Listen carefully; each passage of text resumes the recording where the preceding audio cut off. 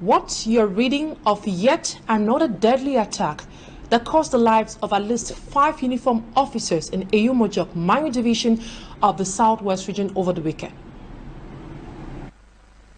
Well, Immaculate, I will tell you that this is just to expose the lies that the authorities have been saying. You know, this Anglophone crisis started in 2016, and a few months later they started telling the public and the world at large that everything is under control, everything is returning to normalcy, and all those things are lies. We can get the solution or the real version from what is happening on the ground, because on daily basis people are dying, be them soldiers, be them civilians, be them the Amber fighters. People die on daily basis. So it therefore disagree with what the authorities in Yaoundé are saying, that everything is returning to normalcy. So I will tell you that it is due to all these provocative languages that you see multiple attacks on the ground, because what the authorities are saying is not what is happening on the ground. Now, according to reports, the soldiers were on a patrol mission when their vehicle got attacked. So after watching the video of the attack, one could suspect that it was an illegal control, given that they were in a private vehicle rather than a normal vehicle gendarme elements often use. Should we term the decision to use a private vehicle as negligence or strategy? I will say it should be a strategy, because you know, in a war, both camps really strategize at any point when need arises. You know, the military has been using armor cars thinking that they were protected, but at the long run they saw that they were not protected in the armor cars, because the Amber guys have re-strategized from opening fire on the military personnel. They changed strategy to use local made bombs.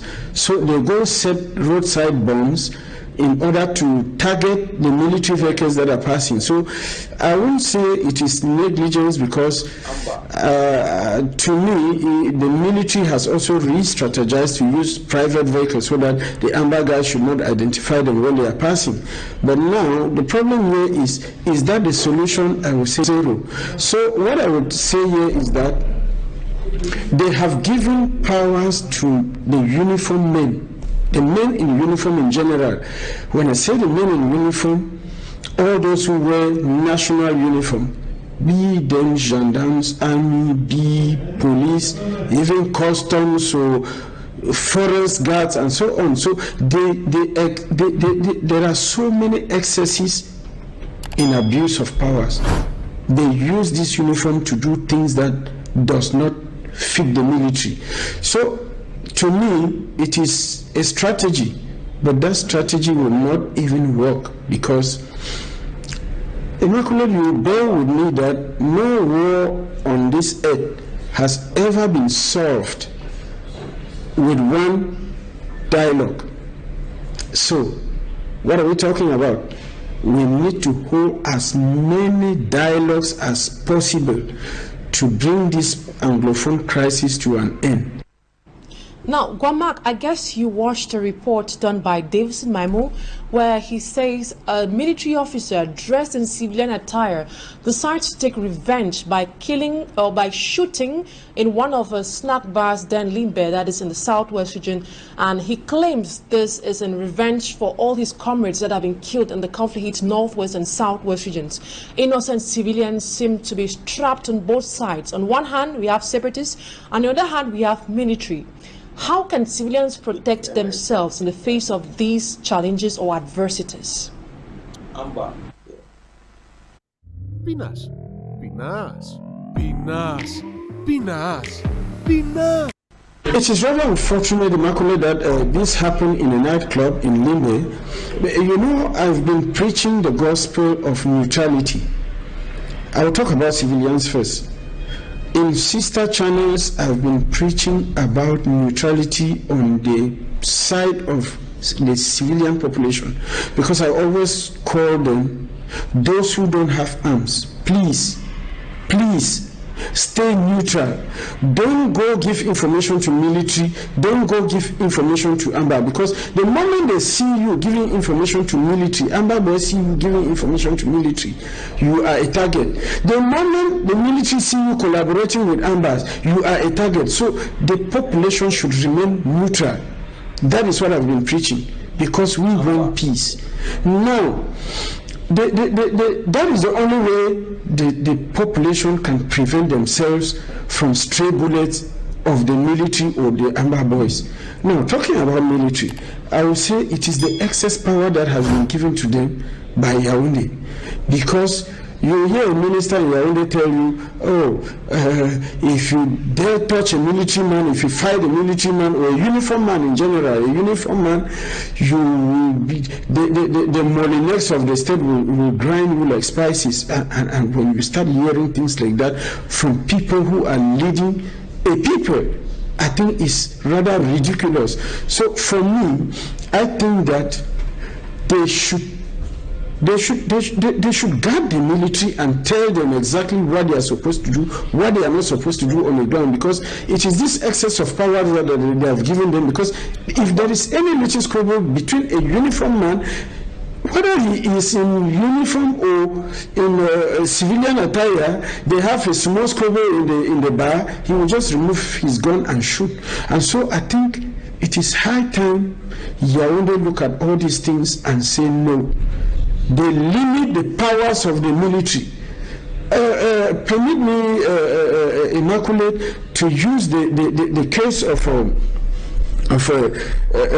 Chief Moja, as he's commonly known. You saw what happened.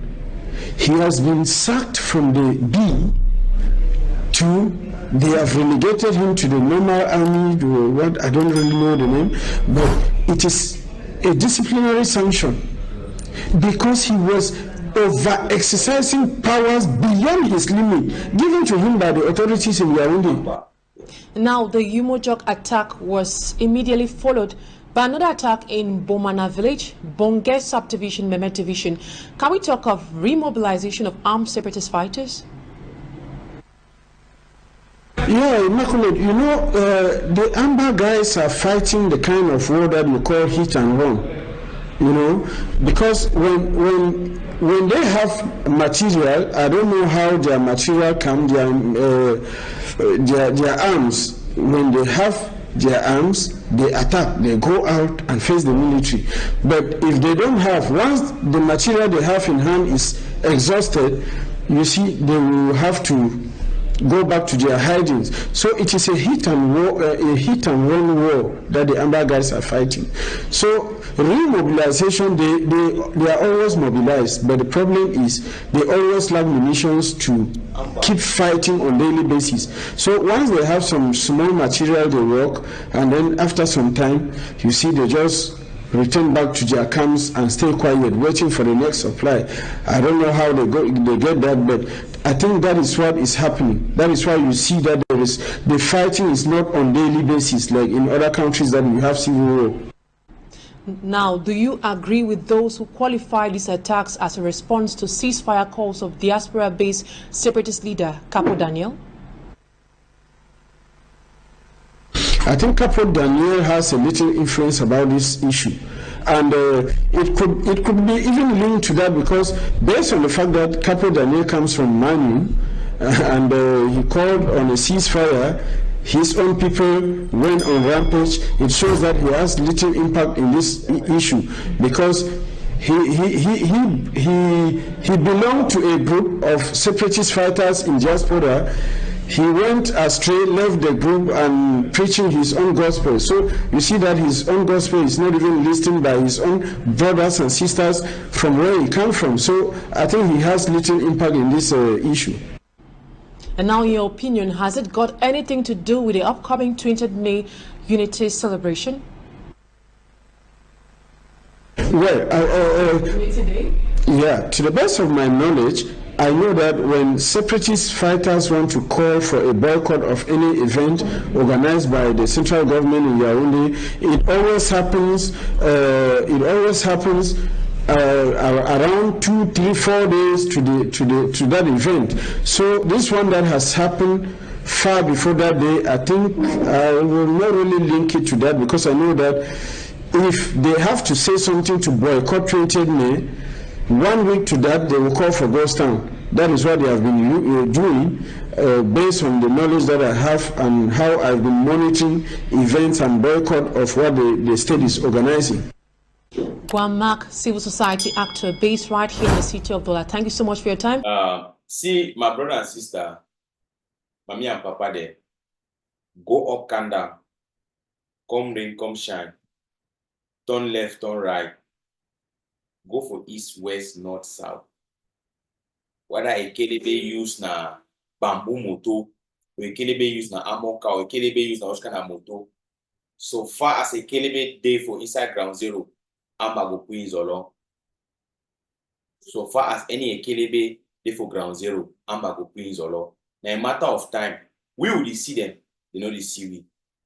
The two of get talk and concerning this video, which you don't matter talk. I don't want to go into too much details. I want to talk and say they struggle in for Ambazonia in hand, and we will take them to the end. I hope say clear, she no day. Now only 6. Now let's 6 a kelebe and kwara for Eyumojock. Then they shake place. They worry themselves. Me they no knock skin. Amba na fertile ground no. Me they go there. Go the channel play the tie, you know. A kelebe, the channel play the tie, you know. Now for that very play we go the chop. We snake the can stinky.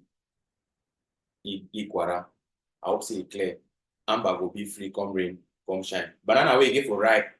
It more ripe. Thank you.